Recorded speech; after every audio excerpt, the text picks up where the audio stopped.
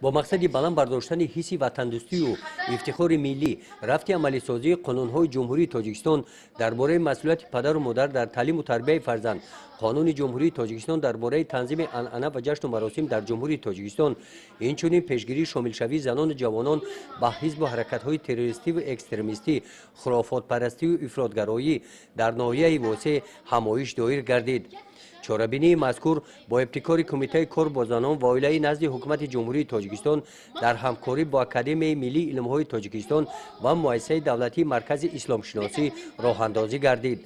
در این واخوری کارمندان کمیته کار با زنان و اولیای نزد حکومت جمهوری تاجیکستان، متخصصان مرکز تحقیقات استراتژی نزد پرزیدنت جمهوری تاجیکستان، ریاست کار با زنان و اولیای مقامات اجرایی حاکمیت دولتی ولایت ختلان با معروضه برآمد نمودند.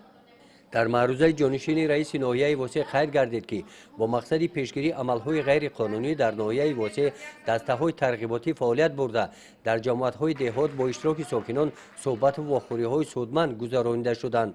نتیجه همین است که عملهای غیر قانونی در ناحیه نظر به سالهای گذشته خیلی کاهش یافته است. همین گونه واخوری‌ها در دیگر شهر و ناحیه‌های منطقه کولاب گذرانیده می‌شوند. گزارش خواجه نظریف خدای نظر ظهوروف از ناحیه واسع برای برنامه اطلاعاتی نوید.